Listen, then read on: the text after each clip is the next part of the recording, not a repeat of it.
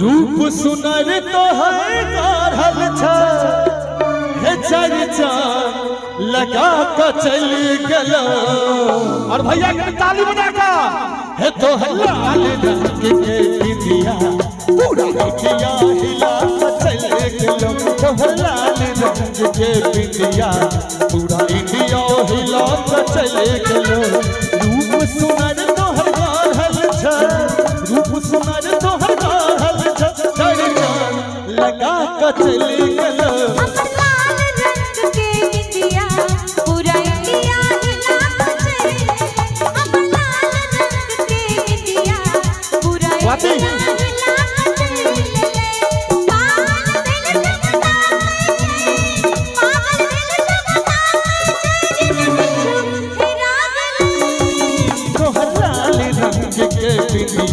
पूरा इंडिया हिला कर चल गलो।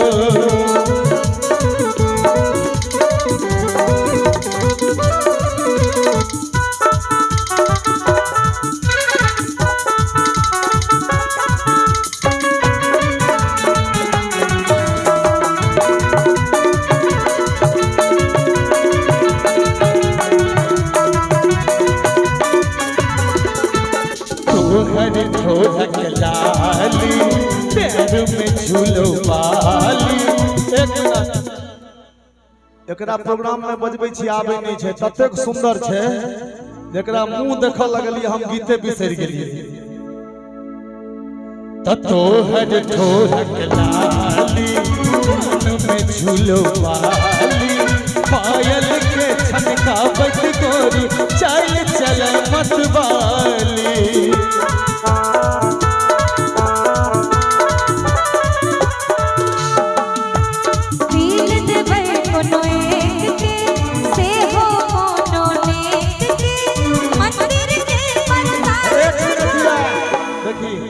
भाई के बुझल छे गीत के बारे में देखलिए ना रील में एक बार कनी भाई के आराम से सुना दहम तो।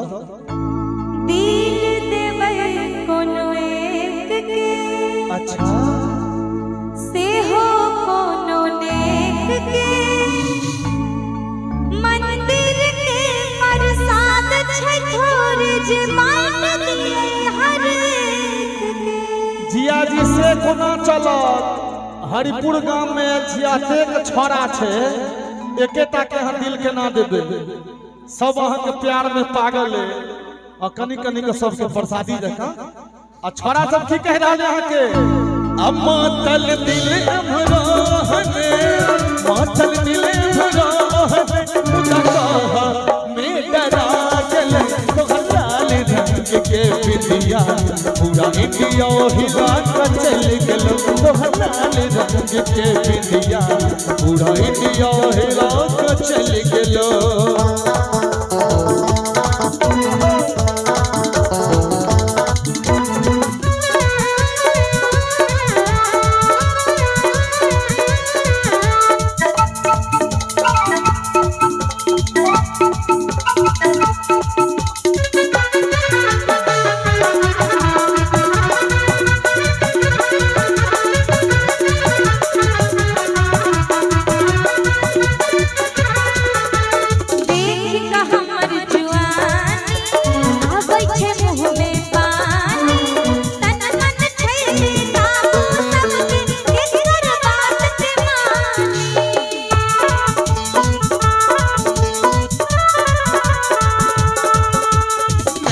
सनन मिला ले हमरा सौबतिया ले।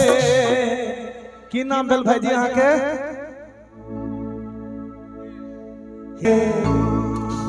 दिनेश सौबतिया ले तनन सनन मिला ले हमरा सौबतिया ले। राधे ओइले एकटा घायल ओकरा अपन बना ले।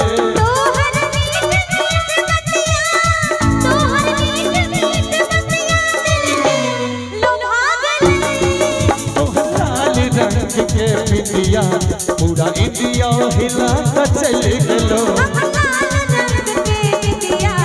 पूरा इंडिया हिला कर चल गलो। पूरा इंडिया हिला